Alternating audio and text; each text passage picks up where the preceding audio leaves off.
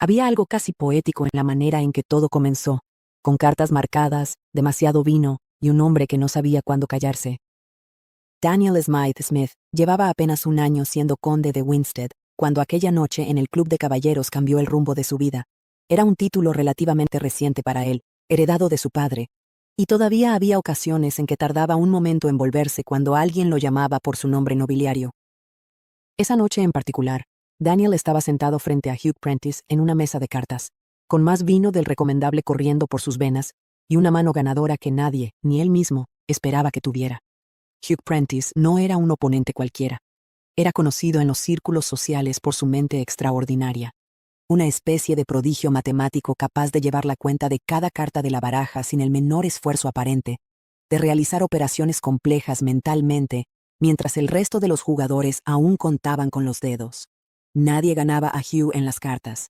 Era una verdad tan establecida como la geografía o la astronomía. Nadie, excepto Daniel aquella noche. Cuando las cartas cayeron sobre la mesa y la victoria quedó clara, Daniel sintió más sorpresa que satisfacción. Él mismo apenas podía creerlo. Pero Hugh Prentice no interpretó aquello como una improbable racha de suerte. En la mente calculadora de aquel hombre, solo había una explicación posible: trampa.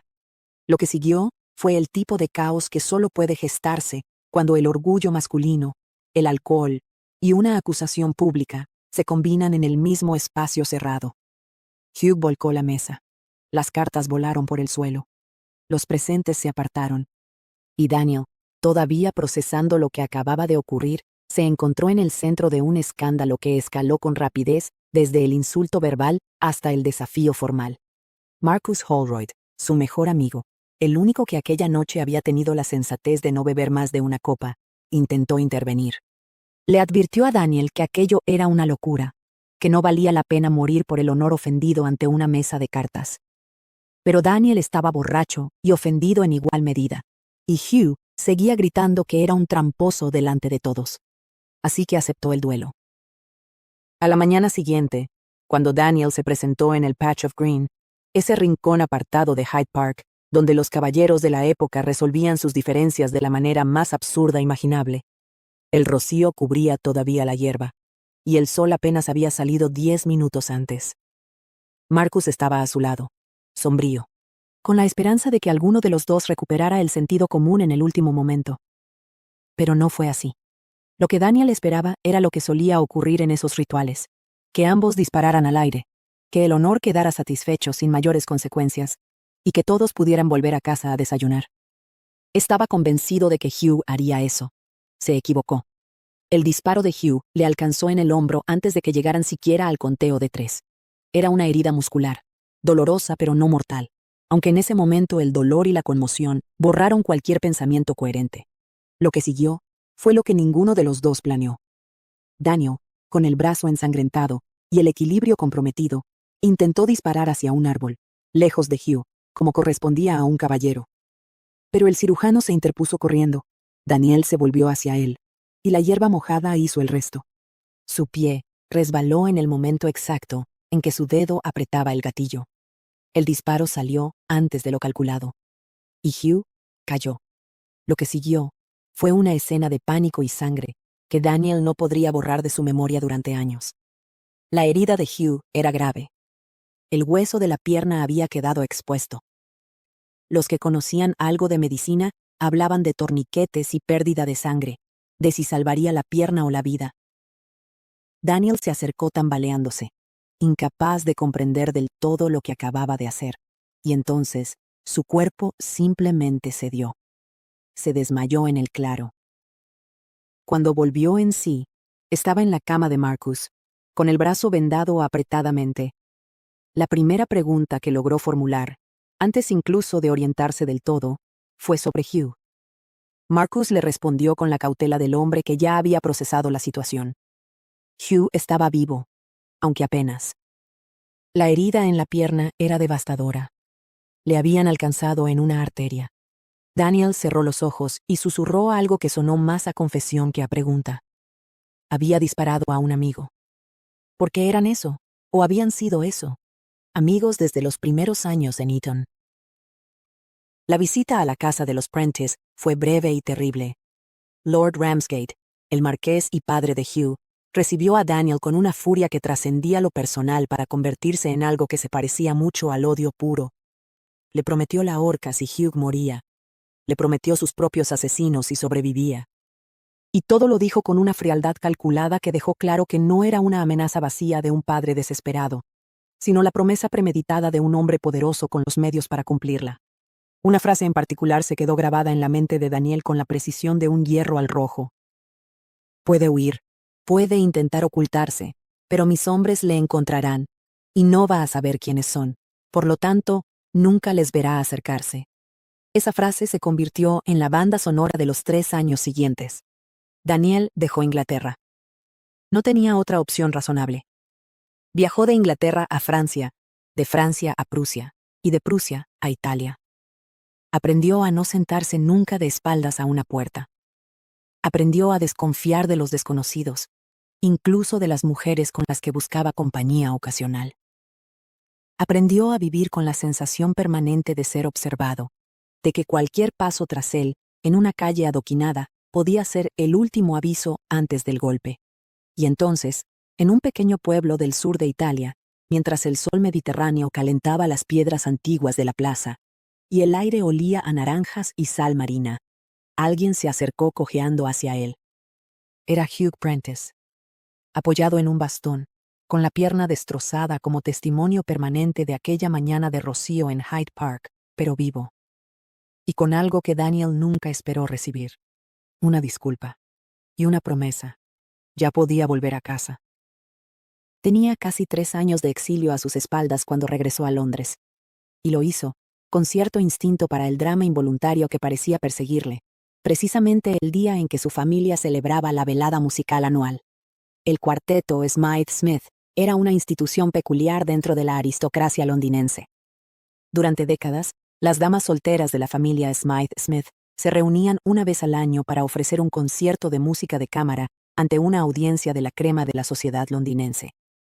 El problema era que, en la familia, el entusiasmo por la música superaba con creces el talento para interpretarla.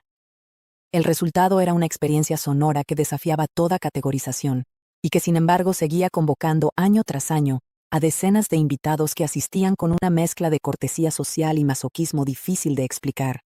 Daniel conocía bien el ritual, había crecido con él, y había algo profundamente reconfortante, casi emotivo, en la idea de que nada hubiera cambiado durante su ausencia. Mientras Europa había sido para él un laberinto de peligros y soledades, en la residencia de su madre las señoritas Smythe-Smith seguían torturando a Mozart con la misma determinación de siempre. No quería que su regreso eclipsara el concierto. No era el momento adecuado para reaparecer públicamente, con la mitad de la aristocracia londinense aún formándose una opinión sobre el duelo y el exilio. Así que se deslizó en silencio por la entrada de servicio. Encontró el cuarto de ensayos contiguo al salón donde se celebraba el evento, y entreabrió la puerta apenas lo suficiente para ver. Lo que vio le resultó inmediatamente familiar y entrañable. Ahí estaba Honoria, su hermana, atacando el violín con esa sonrisa suya tan característica, completamente ajena a la verdad sobre sus capacidades musicales. A su lado, Daisy, que a juzgar por las fechas ya debía tener 16 años, no 16 la última vez que la vio. E Iris al cello, con cara de estar sufriendo lo indecible. Y luego, al piano, alguien que Daniel no reconocía. No era prima suya. Eso lo supo de inmediato. El cuarteto Smythe-Smith, por norma inquebrantable, estaba compuesto exclusivamente por damas solteras de la familia. Era un punto de orgullo familiar que nunca había sido cuestionado. Pero la mujer sentada al piano con la cabeza inclinada sobre las teclas, siguiendo la partitura con concentración desesperada, no tenía ningún parecido con sus primas. Intentó verle el rostro. Tenía la cabeza baja, el cabello oscuro recogido en un moño práctico. Observó la manera en que sus dedos corrían sobre las teclas, la forma en que meneaba levemente la cabeza al seguir la música, los estremecimientos ocasionales cuando algo salía particularmente mal, que era con bastante frecuencia. Y entonces, ella levantó la vista. El tiempo, en la descripción que Daniel haría más tarde de ese momento, simplemente se detuvo. Era una mujer bellísima, sí, pero Daniel había visto antes mujeres hermosas. Lo que ocurrió en ese instante fue algo diferente, algo que no sabría articular con precisión pero que reconoció como real desde el primer segundo. Su cabello oscuro y espeso, su rostro pálido en forma de corazón, las cejas oscuras que enmarcaban unos ojos cuyo color no lograba distinguir desde aquella penumbra, sus labios. Y entonces ella le vio a él. La reacción fue inmediata y pequeña, un jadeo apenas perceptible, los ojos abriéndose un poco más, algo que parecía alarma genuina. Pero lo que Daniel notó sobre todo fue que ella no apartó la mirada. Le sostuvo la mirada a través de la rendija de la puerta, y él tampoco se movió, y por un instante que se dilató mucho más allá de su duración real, se observaron mutuamente. El momento se rompió cuando Harriet Plainsworth, la muchacha encargada de pasar las páginas de la partitura, llamó la atención de la pianista para informarle, en un susurro perfectamente audible, que no había entrado a tiempo. La mujer morena bajó la cabeza de vuelta a las teclas y no volvió a levantarla durante el resto del concierto. Pero Daniel siguió observándola. La siguió observando con cada página que se giraba, con cada acorde fortísimo que hacía vibrar las paredes. La siguió observando con tal intensidad que en algún momento dejó de oír la música por completo, reemplazada en su mente por algo que solo podía describirse como una sinfonía interior. Cuando el cuarteto llegó por fin a las últimas notas, y las 4 damas se pusieron en pie para la reverencia del público, la mujer morena dijo algo rápido a Harriet, con la cabeza todavía inclinada, y desapareció con tal velocidad que apenas dejó rastro. No importaba. Daniel ya había decidido encontrarla. Conocía la residencia de su madre de memoria. Conocía cada pasillo, cada salida, cada ángulo por el que podía moverse alguien que quisiera escapar sin ser visto, porque él mismo lo había hecho muchas veces de joven. Se apresuró por la parte trasera de la casa y la interceptó justo antes de que doblara el recodo que llevaba a la entrada de servicio. Ella no le vio hasta que fue demasiado tarde. La sorpresa fue tal que el grito escapó de sus labios antes de que pudiera detenerlo, y Daniel, por puro instinto, cubrió su boca con la mano para ahogar el sonido. La atrajo hacia él, contra su cuerpo, sintiéndola menuda y temblorosa, aterrorizada de verdad. Le dijo con calma que no iba a hacerle daño, que solo quería saber quién era. Esperó un momento, observando sus ojos sobre su propia mano, aquellos ojos de un azul oscuro extraordinario llenos de alarma. Y luego preguntó si la soltaba, guardaría silencio. Ella asintió. Daniel la estudió. «Estás mintiendo», dijo. Y ella entornó los ojos de esa manera que decía todo sin palabras. Ese gesto universal que significaba algo como «¿Y qué esperabas exactamente?». Y él soltó una carcajada suave, porque la respuesta le pareció perfectamente honesta.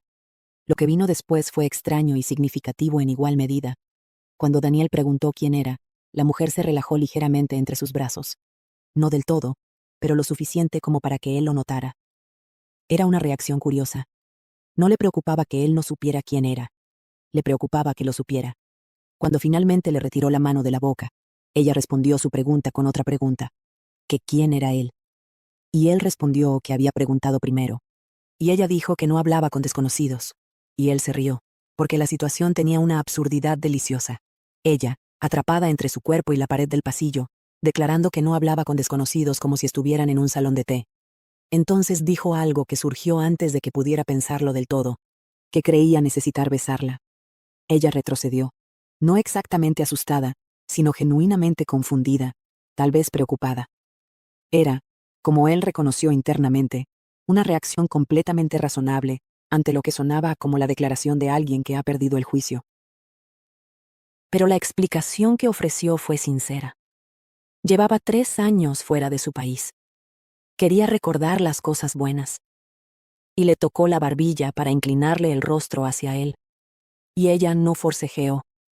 Y sus respiraciones se aceleraron, y al final la besó. Al principio con cautela. Luego, con algo que fue más allá de la cautela. Y entonces escucharon pasos en las escaleras al fondo del pasillo, y la mujer susurró con urgencia que no podían verla así. Daniel la soltó, pero no fue porque ella se lo pidiera. Fue porque lo que vio en las escaleras hizo que toda su atención se concentrara en otra dirección, y salió disparado por el pasillo gritando el nombre de alguien. La explicación de todo aquello llegaría 15 minutos después, cuando Anne se encontraba encerrada en un trastero oscuro que resultó ser el lugar donde los instrumentos musicales de la familia Smythe-Smith iban a morir. Había encontrado un cello, 3 clarinetes y lo que probablemente era un trombón. Era un final apropiado para una noche como aquella. Desde el otro lado de la puerta, llegaban ruidos inconfundibles. Golpes, gruñidos, el sonido húmedo y desagradable de los puños encontrando su objetivo.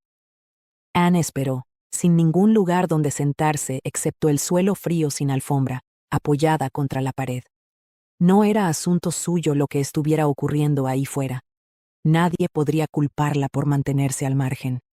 Cuando todo quedó en silencio y salió finalmente al pasillo, lo encontró sentado en el suelo con las piernas estiradas, apoyado contra la pared con aspecto de no poder aguantarse si no fuera por ese apoyo sólido detrás de él. Tenía un ojo que ya empezaba a amoratarse y la camisa manchada de sangre. «Tiene usted un aspecto horrible», dijo Anne, y lo dijo sin poder evitarlo, porque era completamente cierto. Él levantó una mano en un saludo lánguido. «Marcus está peor». A través de la conversación que siguió, Anne fue armando el rompecabezas. El hombre que la había besado en el pasillo era el conde de Winstead, Daniel Smythe Smith, el hermano mayor de Honoria, el exiliado que regresaba, el protagonista del escándalo que había sacudido a la sociedad londinense 3 años atrás. Harriet se lo había contado todo, con ese talento innato para los chismes que la convertía en una fuente de información invaluable y completamente poco fiable al mismo tiempo. Y Marcus Holroyd, dedujo Anne, debía de ser Lord Chatteris, quien había aprovechado la noche del regreso de Daniel para comprometerse por fin con Honoria de la manera más dramática posible, provocando que Daniel, al verle en las escaleras, saliera disparado a defender el honor de su hermana antes de comprender completamente lo que estaba viendo. Lo que significaba que las felicitaciones iban a llegar pronto. Anne se agachó para examinar mejor las heridas del conde. Le limpió la mejilla, los rasguños de los nudillos, la herida del hombro con brandy del estudio de su padre, cada vez que él gruñía de dolor con ese dramático sentido de la comedia, que parecía una parte fundamental de su carácter. Había algo íntimo en aquel acto, ella inclinada sobre su mano mientras él intentaba mantener una conversación normal, como si no estuviera sentado en el suelo de un pasillo con la camisa llena de sangre. Le preguntó si no bebía alcohol. Lo había preguntado cuando él rechazó la petaca, y la respuesta fue directa. No era que no pudiera, era una decisión personal. Lo dijo con un tono que contenía algo más que información. Una especie de peso que Anne reconoció sin poder nombrarlo del todo. Cuando por fin Anne le dijo que tenía que marcharse, él insistió en acompañarla a casa. No como un flirteo, sino con esa convicción tranquila de alguien para quien la seguridad de una mujer sola de noche era una cuestión de principios, no de galantería negociable. Anne argumentó que era institutriz, que el camino estaba bien iluminado, que estaría perfectamente segura. Él escuchó todo, y luego dijo que de todos modos iba a acompañarla. Y así fue. Caminaron por callejuelas y sombras para que nadie los viera juntos, y cuando llegaron a la entrada de servicio de la residencia Plainsworth, él le besó la mano y anunció que la visitaría al día siguiente. Anne le dijo que no estaría en casa. Él dijo que volvería. Ella repitió que tampoco estaría entonces. Había algo casi cómico en el intercambio, pero también algo que Anne no se permitió analizar demasiado aquella noche mientras se ponía el camisón y miraba el techo de su pequeña habitación. Porque si lo analizaba, tendría que admitir ciertas cosas. Y las cosas que tendría que admitir eran peligrosas. Lo que sí se permitió decir en voz alta, en el silencio de su cuarto, fue su propio nombre. Su nombre verdadero.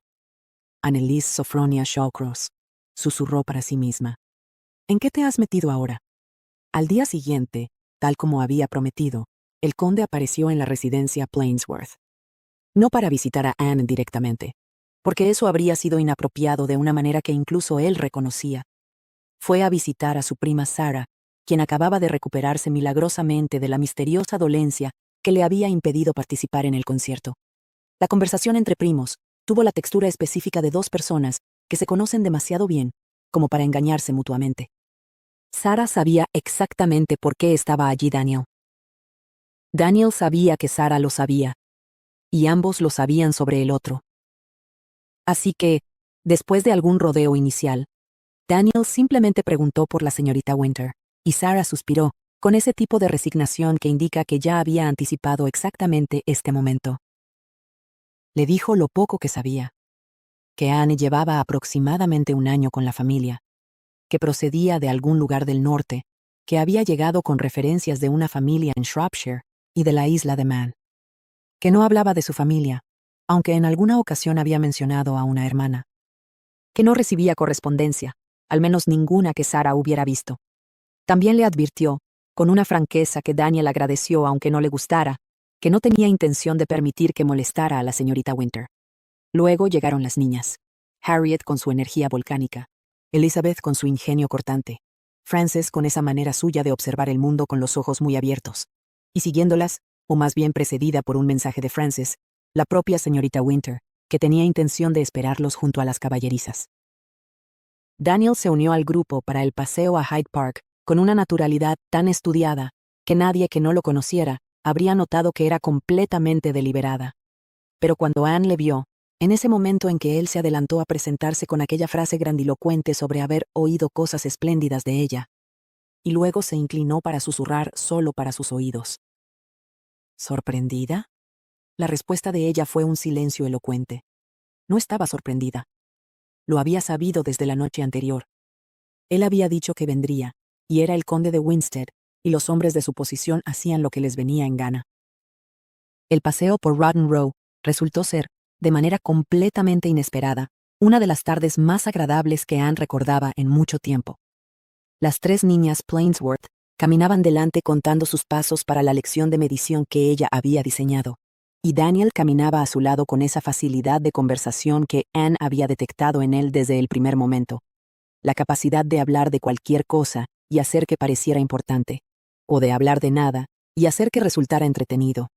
Hablaron del nombre Smythe Smith, del sistema postal, de los arenques ahumados, de si los arcoíris tenían realmente 7 colores, o si el añil era una adición innecesaria al espectro.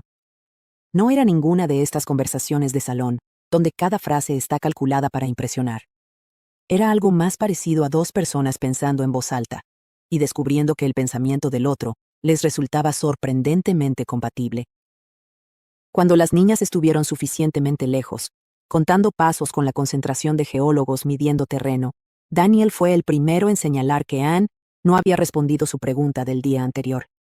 Ella recordaba perfectamente cuál era esa pregunta.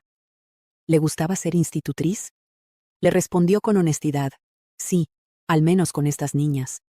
Y él escuchó de una manera que pocas personas escuchaban, sin buscar ya el siguiente comentario que haría mientras el otro hablaba, sino atendiendo de verdad.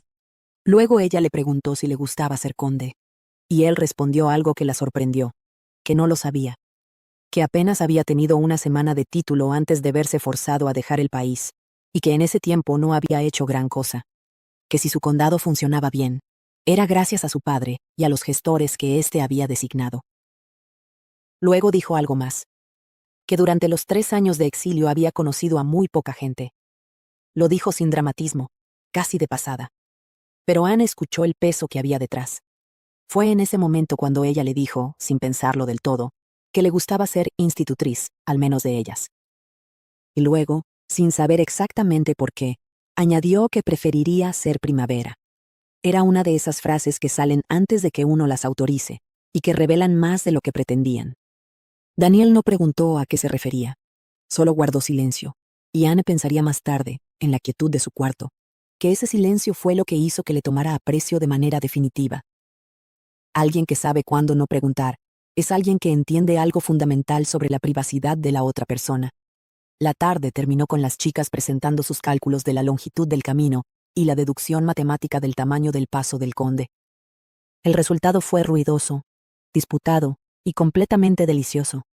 Daniel regresó a casa caminando, y tardó mucho más de lo normal porque iba pensando en ella, en la curva de su mejilla, en la manera en que sus labios formaban una media sonrisa cuando encontraba algo divertido, pero no quería demostrarlo, en cómo había dicho que preferiría ser primavera. Y entonces, en una calle que estaba entre medianamente iluminada y francamente oscura, 2 hombres salieron de las sombras con la intención de atacarle. El instinto que había desarrollado durante 3 años en Europa lo activó casi antes de que su mente consciente procesara lo que estaba ocurriendo. El primero de sus atacantes acabó en el suelo de una patada antes de que pudiera usar el cuchillo que llevaba. El segundo fue más difícil, y durante un momento, los dos forcejaron por el control del arma. Cuando unos hombres que salían de una taberna cercana interrumpieron la escena, los atacantes huyeron. Daniel se quedó de pie en la acera mojada, recuperando el aliento, mirando el cuchillo que había caído al suelo durante el forcejeo. Lord Ramsgate. Eso fue lo primero que pensó. Tenían que ser sus hombres. Hugh le había prometido que era seguro volver. ¿Pero podía confiar realmente en esa promesa? Había sido tan desesperado su deseo de regresar a casa que había aceptado garantías que no merecían su confianza. Necesitaba respuestas. Y la única persona que podía dárselas era Hugh Prentice. Los apartamentos de Hugh en The Albany eran el tipo de alojamiento elegante y discreto que elegía un hombre de buena familia y medios más modestos que no quería vivir bajo el mismo techo que su padre. La relación entre Hugh y Lord Ramsgate era complicada. No se hablaban, aunque Ramsgate nunca había dejado de intentar que su hijo volviera a casa. Por su parte, Hugh había pasado los últimos 3 años convenciéndole, con paciencia y determinación, de que lo ocurrido en el duelo había sido tan responsabilidad suya como de Daniel. El ayuda de cámara de Hugh le hizo esperar en el salón. Daniel paseó por la habitación durante 1 hora entera, repasando cada detalle del ataque, intentando determinar si podía tratarse de un simple robo o si era algo más. Los ladrones en busca de dinero fácil no solían merodear por aquella zona concreta de la ciudad, que quedaba entre lo respetable y lo exclusivo. Cuando Hugh llegó por fin, Daniel lo observó entrar cojeando con ese bastón, en el que se apoyaba con toda la confianza que la pierna destrozada le obligaba a depositar en él. Cada vez que Daniel veía andar a Hugh, era un recordatorio físico, permanente, de aquella mañana de hierba mojada. Se había impuesto a sí mismo la obligación de no apartar la mirada. La conversación fue directa. Daniel describió el ataque. Hugh escuchó sin interrumpir, con esa cara suya que no revelaba nada, que era una de las razones por las que era tan temible en las cartas. Luego dijo que haría una visita a su padre para recordarle ciertos términos. Y luego dijo algo más. Algo que dejó a Daniel sin habla. Le explicó cómo había conseguido que su padre firmara el acuerdo de no tocar a Daniel. Le dijo que le había amenazado con quitarse la vida si algo le sucedía a Winstead. Daniel tardó un momento en procesar esto. No era el tipo de garantía que nadie esperaba. Era el tipo de garantía que solo podía venir de alguien que ya no tenía demasiado miedo de sí mismo. Lord Ramsgate me conoce lo suficiente como para saber que no hablo por hablar, dijo Hugh con esa indiferencia estudiada, que no lograba ocultar del todo el agotamiento que había debajo. Daniel salió de los apartamentos de Hugh con más preguntas que respuestas, pero con una certeza nueva. Hugh Prentice era un hombre más complicado y más honrado de lo que cualquier historia sobre él podría sugerir. Esa misma noche, al escribir mentalmente todo lo que sabía y lo que no sabía, Daniel pensó también en Anne, en lo que ella había dicho en el carruaje de Hobbies, que había alguien a quien no deseaba ver, en la manera en que se había paralizado, en los extremos negros que parecieron contraer su visión, en que esa reacción no tenía nada que ver con una rata. Había alguien que la aterrorizaba, y ese alguien estaba en Londres. La noticia llegó a través de Lady Plainsworth, con esa eficiencia peculiar de las mujeres que organizan simultáneamente docenas de variables sociales. Se marchaban de Londres. Temporalmente. Al campo. A Whipple Hill, la propiedad del conde de Winstead cerca de Windsor, y a sugerencia del propio conde. Anne casi se atragantó cuando su señora pronunció ese nombre. La historia que se había construido para justificar la partida era elaborada y completamente transparente para cualquiera que prestara atención. Lady Sarah seguía enferma. Necesitaba aire de campo para recuperarse, y los rumores sobre si realmente había estado enferma la noche del concierto se combatían mejor desapareciendo unos días de la ciudad que enfrentándolos directamente. Anne escuchó todo aquello con la parte de su mente que seguía procesando información logística, mientras la otra parte procesaba la implicación más importante. Una semana en la propiedad de Daniel. Con Daniel en ella. La tarde libre que tenía pendiente, la aprovechó para salir a hacer recados, incluyendo llevar a una estafeta una carta para su hermana Charlotte. Era un ritual que había perfeccionado durante años. Elegir estafetas poco habituales, usar un nombre distinto como remitente, esconder el dinero para el franqueo dentro del sobre, para que Charlotte pudiera pagarlo sin necesidad de revelar de quién venía. Era el tipo de precaución que a alguien que no conociera su historia le parecería paranoica. A alguien que la conociera le parecería insuficiente. Fue en Piccadilly, cruzando la calle con el sobre guardado en la cartera, cuando lo vio. El mismo cabello rubio. El mismo perfil de atractivo irresistible que había aprendido a odiar. No era posible, se dijo. Nunca venía a Londres. Al menos, antes no lo hacía. Pero las cosas habían cambiado. Su padre había muerto el año anterior, según le había escrito Charlotte. Era Sir George ahora. Y sin el control moderador de Sir Charles, nadie podía predecir lo que haría. Anne sintió las lágrimas, ardientes y furiosas, quemándole los ojos. No era justo. Había cumplido cada condición que le habían impuesto. Había roto con todo. Había cambiado su nombre. Había trabajado. Había guardado silencio. Y ahora él estaba ahí, en Piccadilly, mirando un escaparate de complementos para caballeros, como si tuviera todo el derecho del mundo a estar en cualquier ciudad de cualquier país del mundo. Se dio la vuelta y entró corriendo en la primera tienda que encontró, que resultó ser Hobbies, el famoso fabricante de botas de St. James's, donde el señor Hobby estaba precisamente en ese momento tomando medidas al pie descalzo del conde de Winstead.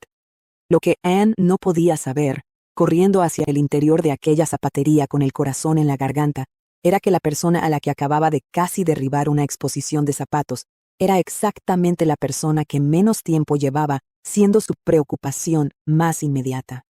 Daniel la reconoció antes, incluso de verle la cara. La reconoció por la manera de moverse, por algo que ya había grabado sin darse cuenta. ¿Señorita Winter? Ella dio un brinco que habría derribado los estantes de no ser por el asistente que los atajó en el último momento. Y entonces, con esa historia de la rata que nadie creyó del todo pero que funcionó lo suficiente como para dar a Daniel el pretexto que necesitaba, consiguió sacarla de la tienda y meterla en su carruaje con la capota cerrada. Cuando por fin estuvieron solos, en el interior del vehículo, y el caballos comenzaron a moverse sin dirección concreta hacia el este, Daniel esperó. No preguntó de inmediato. Dejó que el silencio tuviera su propio peso, y observó cómo Anne miraba por la ventanilla con esos ojos que a veces parecían tan azul oscuro que lindaban con el violeta. Cuando habló, fueron 7 palabras. Hay alguien a quien no deseo ver. Y con eso fue suficiente por el momento.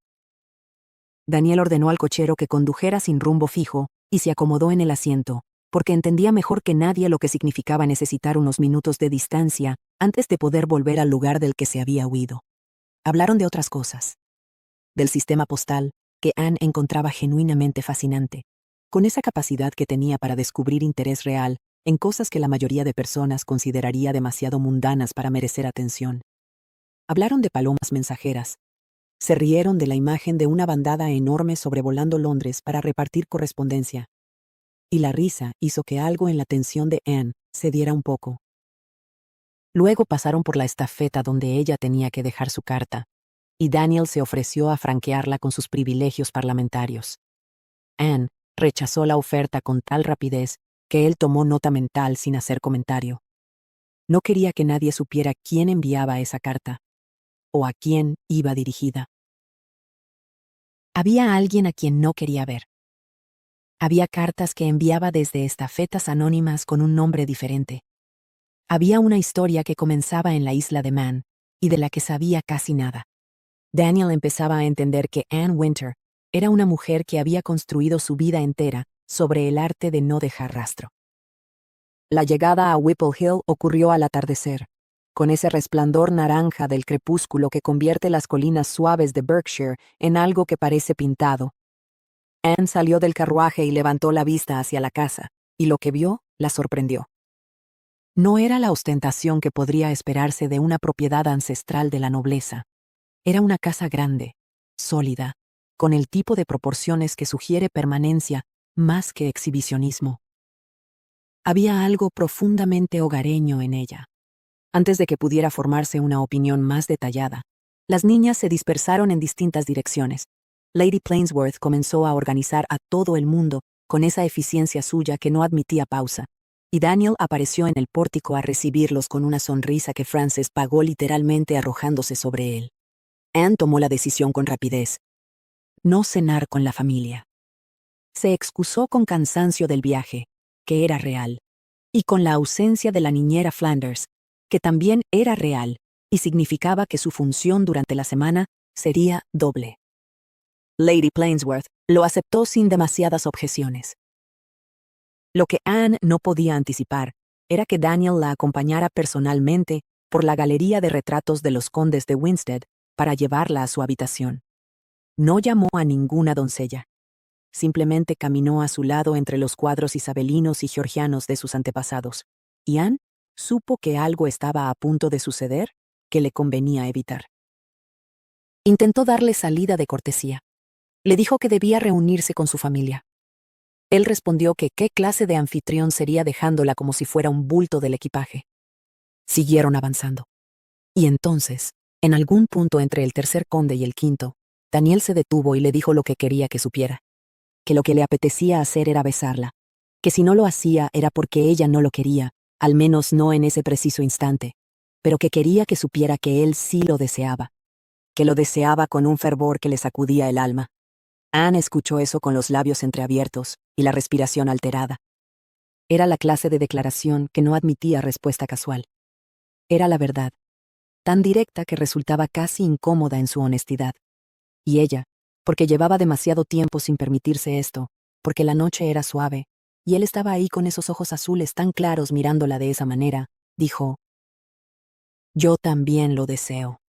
Y luego se cubrió la boca con la mano, horrorizada de sí misma. Lo que ocurrió a continuación fue un beso, el segundo que compartían, pero completamente diferente del primero. No había urgencia ansiosa ni sorpresa. Era algo más deliberado, más consciente, y por eso más profundo. Y cuando él pronunció su nombre, solo Anne, sin el tratamiento formal, sin el apellido, ella se dio cuenta de algo que no había advertido hasta ese momento. Durante 8 años, nadie la había llamado simplemente Anne. La señorita Winter, sí. Anne, nunca. Y al oírlo en sus labios, sintió que ese nombre, que había elegido como escudo y como escondite, le pertenecía de verdad por primera vez. Fue el sonido de pasos de una doncella en el piso de arriba lo que los separó finalmente. Daniel fue a buscar a alguien que la acompañara a su habitación, y mientras esperaba sola en la galería, Anne miró a los antepasados del conde que la observaban desde sus marcos dorados y pensó que estaba en un camino muy peligroso, lo cual era completamente cierto. La mañana siguiente en Whipple Hill tenía esa cualidad luminosa y rosada de las primaveras inglesas cuando se portan bien. Daniel bajó al desayuno con la energía específica de alguien que tiene un plan del que no quiere hablar en voz alta, porque suena más calculador de lo que él quisiera reconocer. Su plan era sencillo. Si Elizabeth y Frances desayunaban con la familia en vez de en el cuarto infantil, la señorita Winter también bajaría. Y si la señorita Winter bajaba, él podría verla. Era una cadena lógica completamente irreprochable. Lo que encontró en el comedor fue a Frances negociando con dificultad frente a un plato de huevos que no eran de su agrado, y a Anne intentando convencerla de que comiera con argumentos que mezclaban la lógica nutricional con la paciencia de alguien acostumbrado a este tipo de batallas cotidianas. La escena que siguió, con Daniel uniéndose al debate sobre los arenques ahumados y los méritos de los huevos bien hechos, tuvo esa calidad de las conversaciones familiares donde nadie lleva completamente la razón y todos disfrutan del proceso. Y cuando las niñas llegaron y Harriet anunció que iban a representar una de sus obras, todo se precipitó hacia uno de esos territorios completamente impredecibles que son la especialidad de las Plainsworth. La obra en cuestión se llamaba La extraña y triste tragedia de Lord Finstead, que rimaba con Winstead de una manera que Harriet encontró genuinamente sorprendente cuando se lo señalaron. Anne fue asignada como la reina malvada, Daniel como el protagonista. Y así comenzó uno de los días más absurdos y completamente encantadores que ninguno de los dos recordaría haber vivido en mucho tiempo. Ensayaron durante horas en el claro, junto a la glorieta, con Elizabeth como hermosa princesa que ella misma reconocía. Era bastante boba, Frances como mayordomo que hacía de todo excepto de unicornio, aunque lo intentara, y Harriet como diosa del sol y la luna, que le parecía que era su prerrogativa como autora. La obra tenía 12 actos. Daniel salía en 11 de ellos. Lo que ningún relato podría capturar del todo era la risa. La cantidad de veces que Anne tuvo que detenerse porque la risa le impedía seguir.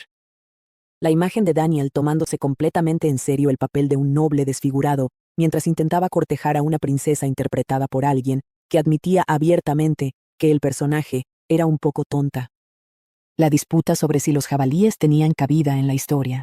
El momento en que Frances apareció de detrás de los arbustos con hojas pegadas al vestido y una ramita que sobresalía de su cabeza como un cuerno improvisado. Diversión. Anne llevaba tanto tiempo sin acceder a esa palabra de manera genuina que tardó en reconocerla. Cuando las chicas corrieron a la casa a buscar una cesta de picnic y dejaron a los adultos solos junto al claro, Daniel cogió la mano de Anne con esa naturalidad que tenía para romper las distancias de manera que parecía inevitable en vez de atrevida. Le dije que volvería a besarla, murmuró. Me dijo que lo intentaría, respondió ella, y sonrió. Sabía que lo conseguiría. El beso junto al lago fue diferente de todos los anteriores. No había urgencia ni ansiedad. Era algo que tenía la calidad del tiempo detenido, de dos personas que han encontrado el mismo ritmo sin buscarlo. Cuando él apoyó su frente contra la de ella y dijo que ahora sí era un día perfecto, Anne pensó que llevaba razón, y que eso era lo más aterrador que había sentido en años. Esa tarde, cuando la madre y hermana de Daniel llegaron a Whipple Hill, Anne se retiró con discreción a su habitación.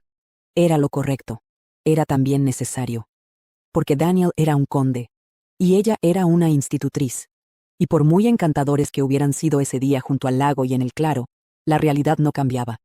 La conversación con Lady Plainsworth llegó al día siguiente, después del accidente. El accidente que no fue un accidente. Porque el arnés del carrocín estaba cortado. No deshilachado por el uso, sino cortado con precisión. Alguien había estado en los establos de Whipple Hill, mientras Daniel y Anne estaban en el pueblo comprando lacre y esperando que la lluvia amainara. Cuando el arnés cedió y los caballos se separaron del carruaje en plena bajada de la colina, lo que siguió fue uno de esos momentos donde el tiempo se fragmenta en instantes demasiado pequeños para procesarlos en orden. Daniel gritando instrucciones. El carruaje sobre una sola rueda. La curva en la carretera. El impacto. Y luego nada. Para Anne. Negrura. Daniel la llevó en brazos media milla de regreso a Whipple Hill, bajo la lluvia, agotado y herido y aterrorizado, hasta que sus rodillas amenazaron con ceder en el último escalón de la entrada. Anne despertó en la habitación azul de invitados, la más elegante de la casa, con doncellas atendiéndola y un chichón sobre la oreja izquierda que le recordó a todos lo que había estado a punto de ser mucho peor.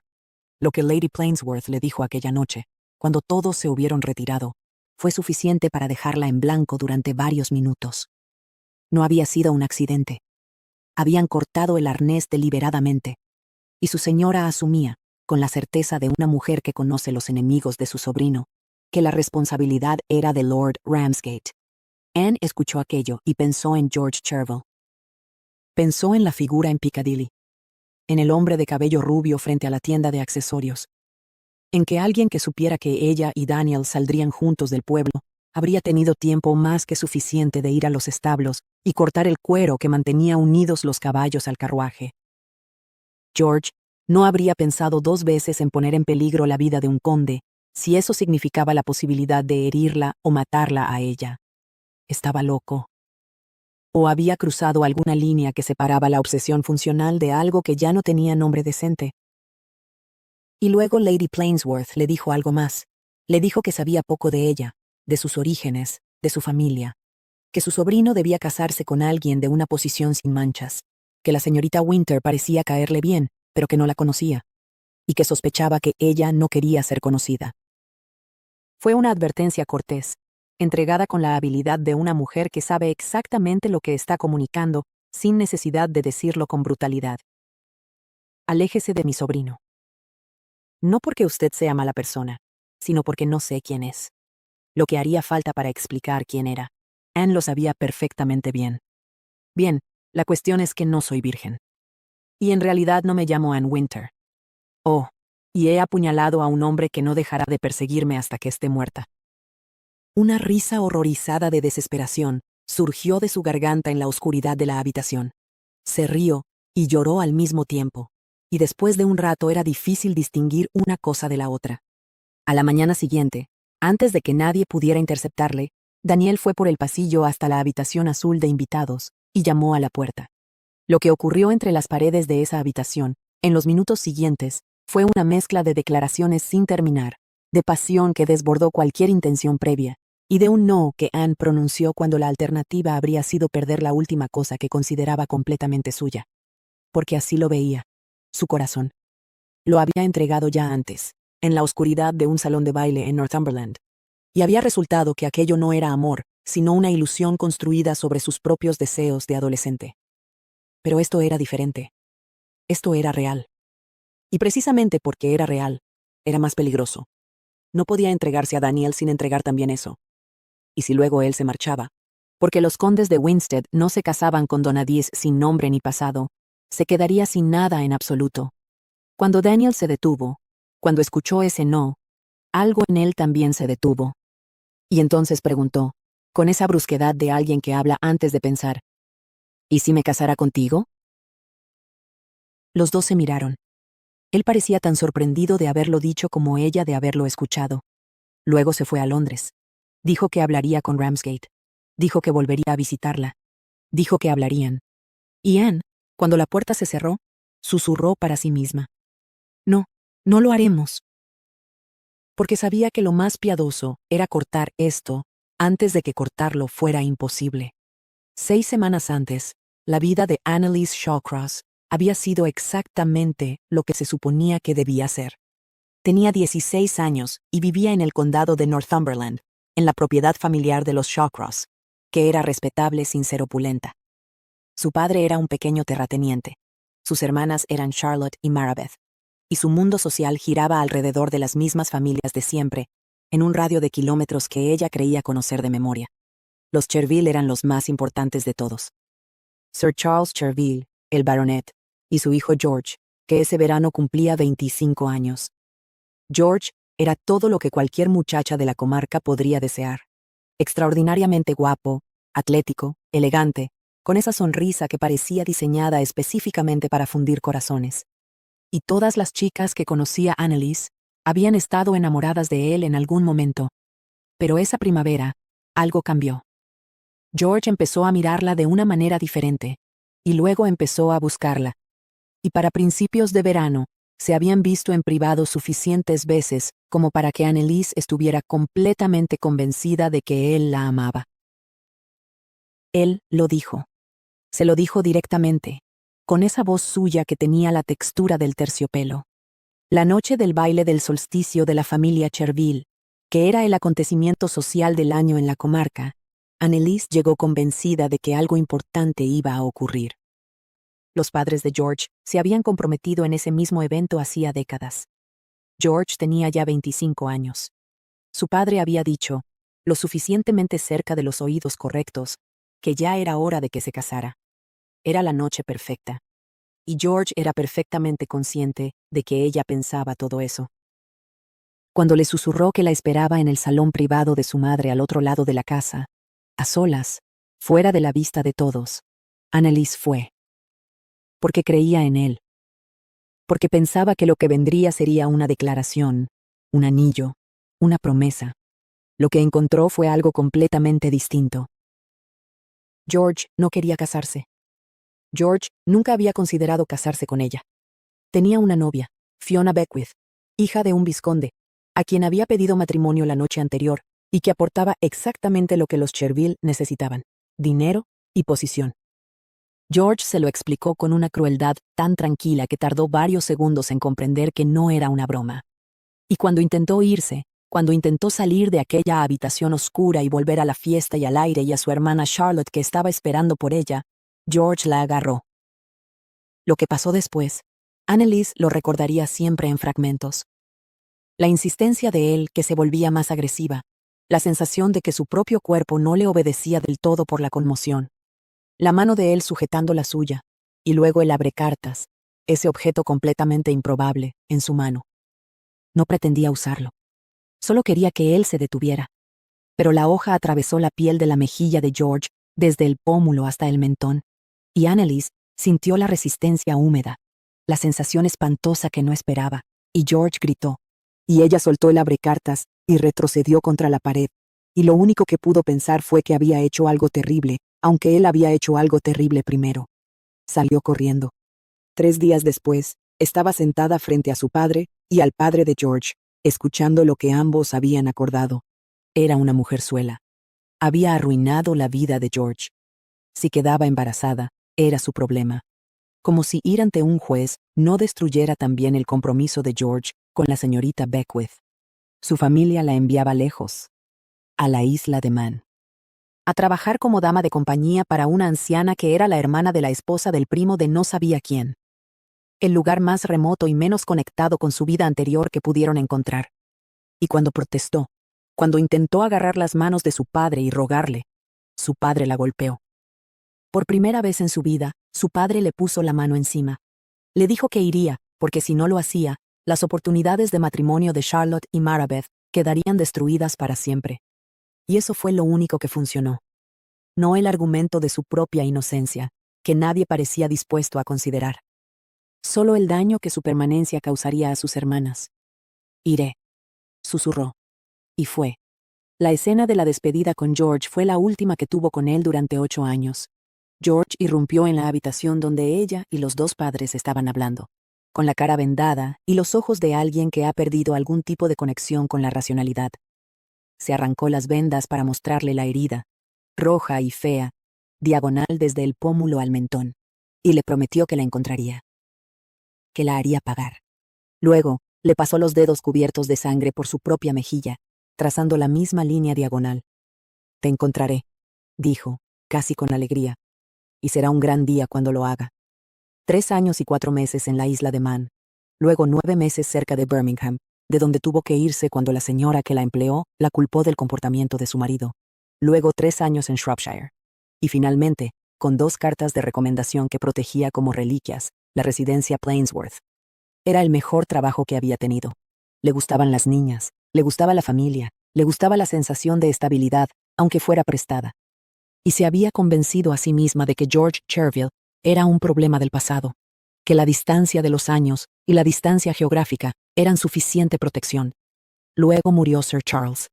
Y sin ese control moderador, sin el hombre que había sacrificado la justicia por la conveniencia pero que al menos había mantenido a su hijo dentro de ciertos límites, George quedó libre de perseguir lo que quería. Las cartas de Charlotte, que llegaban a una estafeta de Londres bajo el nombre de Mary Philpott, le fueron informando poco a poco. Que George había ido a la casa familiar preguntando por ella, que había hecho preguntas sobre su paradero, que sospechaba que trabajaba como institutriz para alguna familia aristócrata, y luego la figura en Piccadilly, y el arnés cortado en Whipple Hill. La carta de Charlotte que encontró al volver de Whipple Hill lo confirmaba todo. George había ido a ver a su hermana en ausencia de sus padres. Había intentado sonsacar la información. Había gritado y amenazado. Charlotte pensaba que no sabía para qué familia trabajaba Anne, pero que era solo cuestión de tiempo. Esa tarde, mientras quemaba la carta de Charlotte en la chimenea de su habitación y miraba cómo los trazos de la caligrafía familiar se convertían en ceniza, Anne tomó una decisión. Tendría que irse de la residencia Plainsworth. No esa noche, pero pronto, y sin dejar rastro que llevara a George hasta las niñas o hasta Daniel. Fue entonces cuando escuchó a Daniel en el vestíbulo de entrada, hablando con Lady Plainsworth. Se había ocultado detrás de la puerta entreabierta del salón, y lo escuchó todo. La manera en que él insistía en verla, la manera en que su tía le advertía que no interfiriera, la manera en que Daniel dijo que visitaría a sus primas al día siguiente a las 11. Y la manera en que era completamente obvio que lo que sentía por ella era real. Eso hizo todo más difícil. Y luego, casi en el mismo momento, un hombre llamó a la puerta principal. No era Daniel que volvía por algo olvidado. Era alguien que Anne no había visto nunca, de aspecto ordinario, pero con un acento del este de Londres y una manera de hablar cuidadosamente neutral que sugería que era un profesional. Estaba buscando a Annalise Shawcross. Granby, el mayordomo, le despachó con la eficiencia de alguien que no tiene ninguna intención de colaborar con visitas inesperadas de aspecto dudoso. No había nadie con ese nombre en la casa. Buenos días. Pero cuando el hombre se fue y Granby se volvió, encontró la puerta del salón entreabierta, con solo 1 pulgada de espacio. Y a través de ese espacio podía ver a Anne. Sus miradas se encontraron. El mayordomo no preguntó.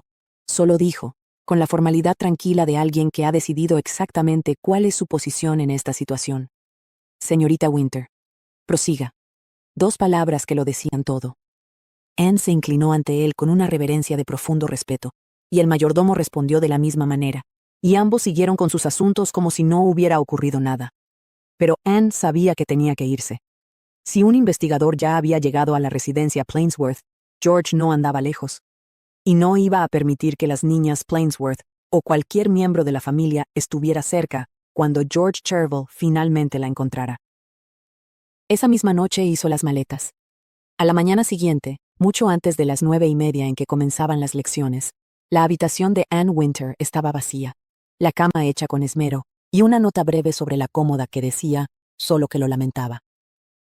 Londres era anónimo.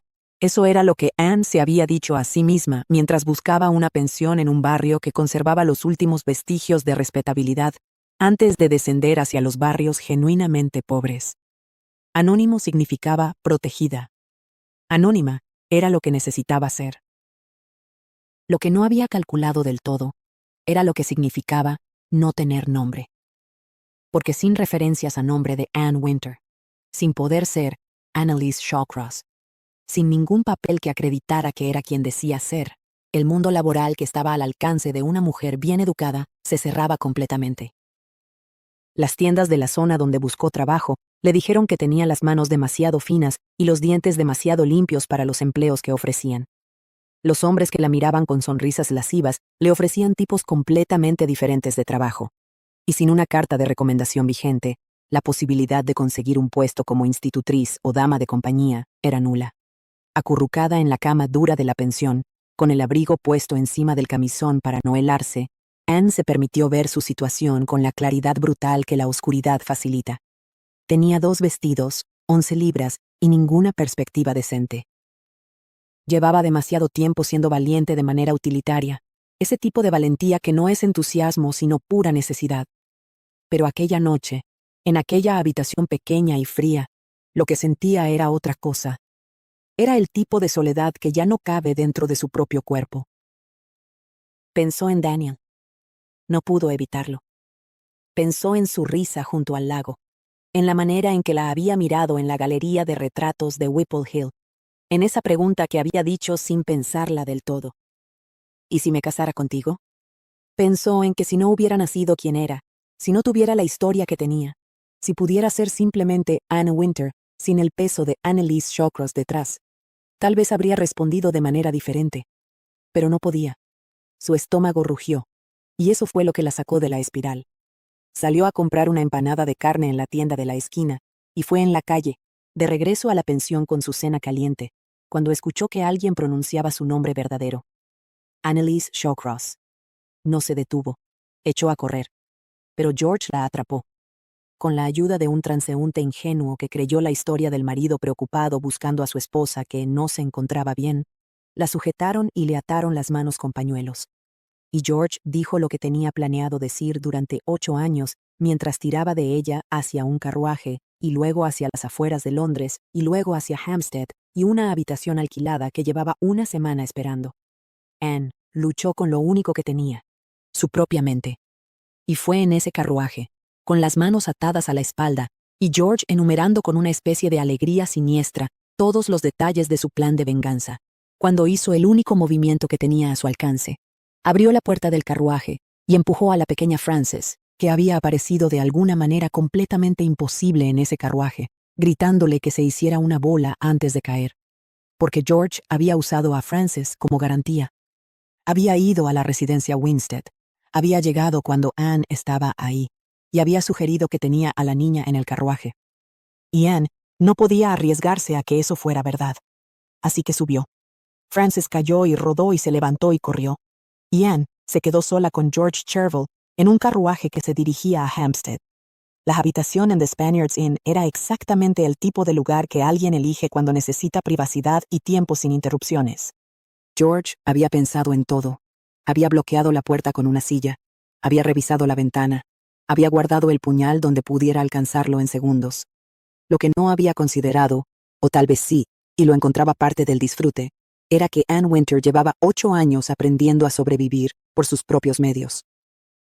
La conversación que tuvieron mientras George reordenaba los muebles y se preparaba para lo que había planeado hacer fue extraña, casi surrealista. Él quería que ella tuviera miedo. Quería verla suplicar. Y Ann decidió, con esa frialdad calculada que era la otra cara de su valentía, negarle exactamente eso. Fue descubriendo sus puntos débiles por el camino. La vanidad herida, el rencor hacia la cicatriz. Y algo más. Algo que comprendió cuando le preguntó directamente si tenía hijos. Y él respondió con un silencio que lo decía todo. No había consumado su matrimonio. La cicatriz, o el trauma de aquella noche, o alguna combinación de ambas cosas, lo había convertido en un hombre que culpaba a Ann de todo lo que había salido mal en su vida, incluyendo eso. Cuando George, en un momento que mezclaba la humillación con la rabia, le cortó las ligaduras de las manos para obligarla a ayudarle a mover la cama. Anne tuvo la única oportunidad que iba a tener. Lo que hizo exactamente en los segundos siguientes es algo que pertenece a esa categoría de acciones que el cuerpo ejecuta antes de que la mente dé permiso. George tenía el puñal. Había un momento de distracción. Y Anne actuó. Cuando la puerta del pasillo fue derribada de una patada que envió la silla volando por la habitación, George tenía el arma en la mano, pero estaba en el suelo aullando, y Anne estaba buscando el puñal a gatas por el suelo. Y la escena que encontraron Daniel y Hugh fue, en términos técnicos, un caos completo. Hugh Prentice disparó con la precisión de alguien que de hecho tiene una puntería infalible cuando está sobrio. El disparo alcanzó la mano de George antes de que pudiera hacer daño con el puñal. Y Daniel cogió a Anne en sus brazos y la sostuvo como si fuera a desaparecer si la soltaba. Marcus Holroyd entró por la ventana, habiendo trepado el roble que daba acceso al exterior de la habitación, con la ropa arrugada, y la expresión de quien empieza a preguntarse cómo es que siempre acaba en estas situaciones. Lo que siguió fue breve y definitivo.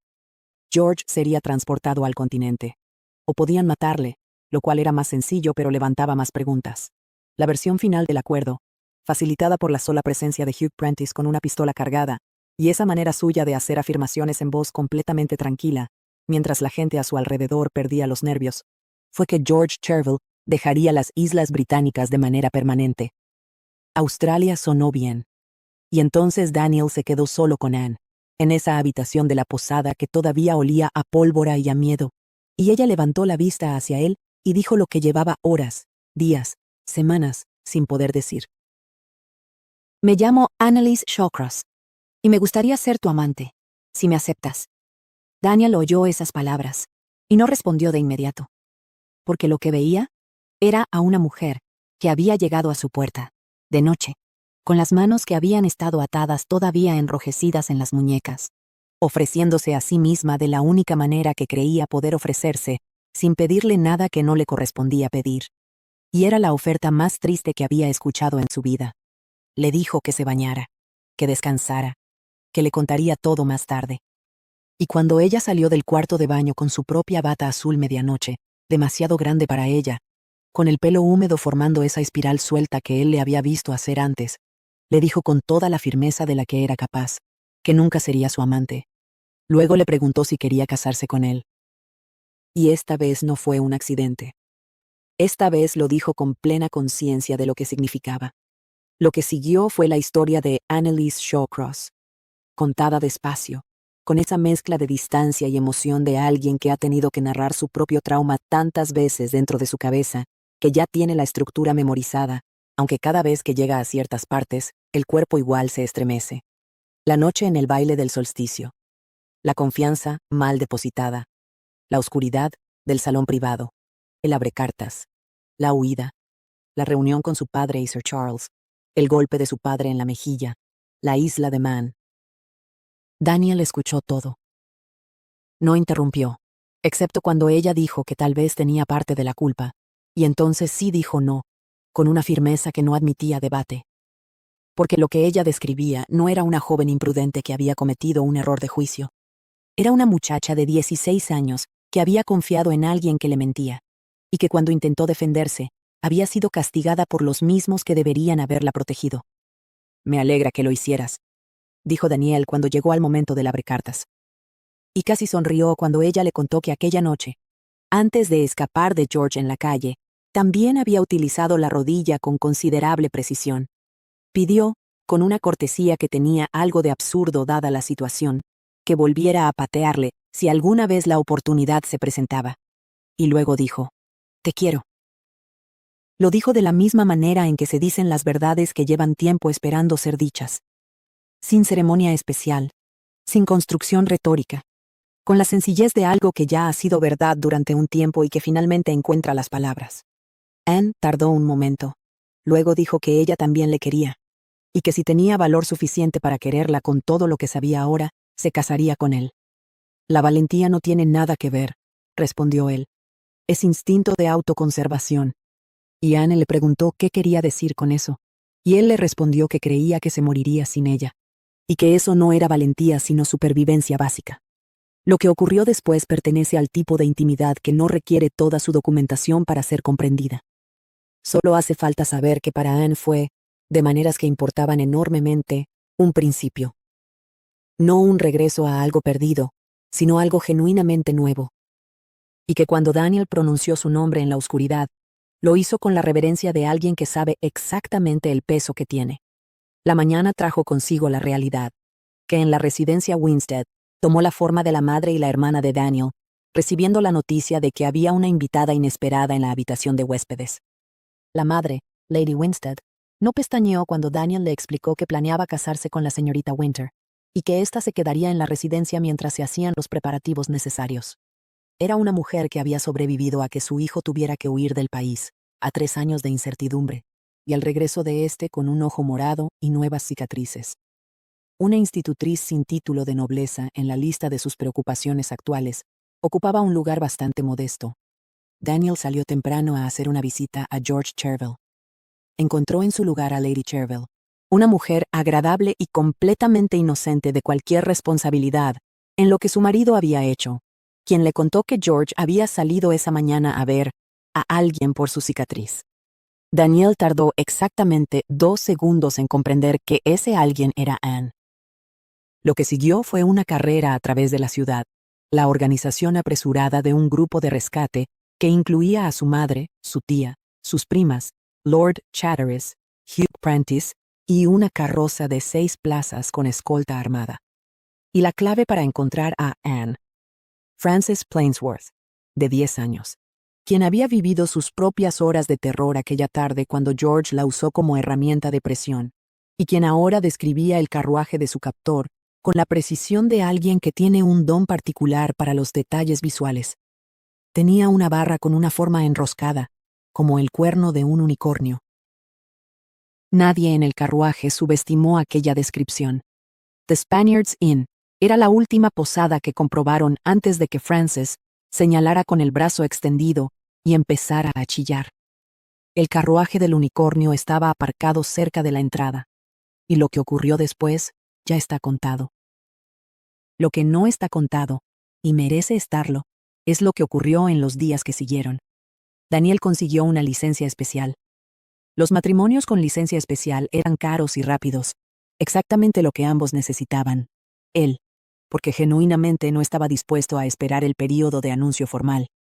Ella, porque cuanto antes se convirtiera en la condesa de Winstead, más difícil sería para cualquier George Chervil del mundo afectar su vida. Honoria, la hermana de Daniel, que en ese momento estaba planeando su propia boda con Lord Chatteris, fue la primera en hacer las paces con la situación. La señorita Winter le había caído bien desde que la conoció, y cualquier mujer capaz de aguantar una velada musical Smythe-Smith, tocando el piano con 4 horas de ensayo previo, y sin quejarse, merecía al menos el beneficio de la duda. Sarah, la primera que había sido la primera en advertir el interés de Daniel, encontró cierta satisfacción privada en haber tenido razón sobre todo desde el principio.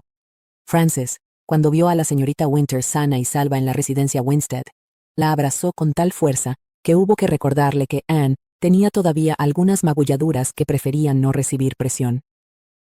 Harriet empezó de inmediato a tomar notas mentales para su próxima obra, y Charlotte Shawcross, la hermana de Anne, a quien ésta no había visto en 8 años, recibió una carta que no firmaba Mary Philpott, sino Annalise, con su nombre completo, y que decía que era hora de que viniera de visita. Un año después, la velada musical Smythe Smith volvió a convocar a la crème de la aristocracia londinense, con esa mezcla peculiar de deber social y fe inquebrantable en que las cosas tal vez mejoraran un poco este año. No mejoraron. Harriet, reclutada para reemplazar a Honoria, que como Lady Chatteris ya no tenía la obligación de participar, resultó ser música de los peores en términos técnicos, aunque su entusiasmo era completamente genuino. Sarah, que el año anterior había usado la única excusa disponible para escapar, estaba de regreso al piano con una determinación que se parecía peligrosamente a la rabia. Y Daisy seguía tocando su parte con la velocidad de alguien que ha apostado que puede terminar antes que todos los demás. Daniel y Anne estaban sentados en el público, juntos, como correspondía a un matrimonio que llevaba casi un año siéndolo. Él inclinó la cabeza hacia ella y murmuró algo sobre la disposición de Daisy en el escenario que hizo que Anne tuviera que hacer un esfuerzo deliberado para no reírse en voz alta. Y luego, cuando el cuarteto llegó a alguna parte de la pieza que era particularmente imposible de identificar, Anne le dijo algo que Daniel no esperaba. Le dijo que le seguía teniendo aprecio a la velada. Él la miró como si hubiera perdido temporalmente el juicio. Ella explicó que sin el concierto, nunca se habrían conocido. No en una noche como esa. Daniel pensó en ello un momento. Pensó en la rendija de la puerta, en ella con la cabeza inclinada sobre las teclas del piano, en el momento en que levantó la vista y sus miradas se encontraron a través de aquella oscuridad. En lo que había sentido en ese instante, algo que no tenía nombre preciso pero que había reconocido de inmediato como real. No, admitió al final, y le cogió la mano. En público. Lo que no estaba del todo bien para una pareja casada según los estándares de la época, pero que ninguno de los dos sentía la menor inclinación a evitar. Anne enlazó sus dedos con los de él, y pensó que eso era lo que importaba en realidad. No las notas equivocadas de Harriet, ni la furia silenciosa de Sarah en el piano, ni los murmullos incómodos del público intentando determinar si lo que escuchaban era intencional o un accidente de transcripción. No la sala llena de personas juzgando y siendo juzgadas. Solo esto. La mano de Daniel en la suya, y la certeza tranquila de que había encontrado, después de todo, algo que valía infinitamente más que cualquier cosa a la que había renunciado.